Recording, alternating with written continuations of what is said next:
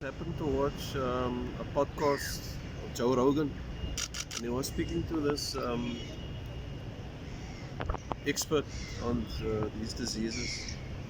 And they say, there's nothing really we can do except there's no vaccine, first of all, and all we can do basically is just to live a healthy lifestyle, healthy diet, build up your immune system. And if you're on high blood medication like myself, to not to skip it, you know. It's about all we can do.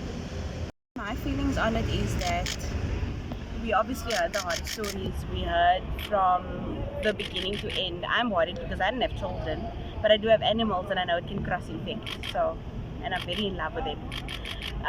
So obviously it's something that you think about. Like my friend said, we do sanitize, we do make sure that we are taking extra precautions. We don't come into contact if you've got like a little sniffle or something.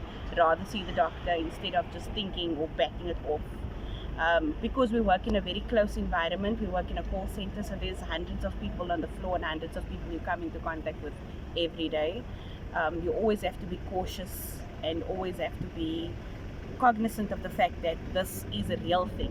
Yes, it hasn't hit Cape Town that hard, but because there is one confirmed infection in Cape Town, it's not to say that it isn't here. So it's something that I do think about. You hear about it all the time. The news pops up on your phone all the time. So you just try and stay in touch with it so that you know how to avoid it. It's curable, as far as I know. The death toll was high, but since then the recovery toll is higher than the death toll. So that was also something that gave me a little bit of calm in me. But yeah, it's something that you're thinking about all the time. I feel that it's scary and I'm scared. Firstly, I have a 9-year-old daughter who is also very scared because they spoke about it at school. But for me, I think it's more of I haven't seen or I haven't heard a lot about it coming to Cape Town. Someone just confirmed to me at work today that it has been confirmed that someone in Tygerberg Hospital was infected by it. But I'm not being naive or anything like that. We sanitize, we wash our hands all the time. But I don't know, man. It's very scary. But I guess if it's curable, then it's just one of those, I believe.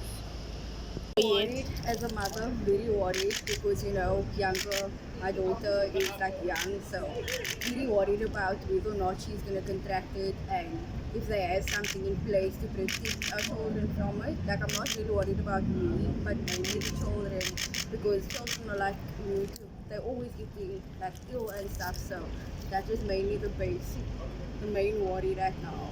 So what we do is basically use hand sanitizer on a All the regular time. basis. So we wash our hands 20 seconds max now, as I said, 20 seconds thoroughly. And also when we cough, we obviously cover our mouth and our nose and we sanitize our hands every single day.